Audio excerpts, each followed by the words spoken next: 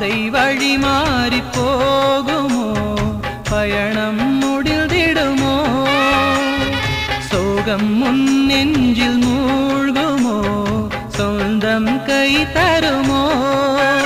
அடிமாலை நீ தொடுக்கும் வேளை வரும்போது பூக்கள் சருகானதே, இங்கு உருகும் மெழுகுன்று சுடரும் வரம் கொண்டு புயலுடல் தடுமாறுதே.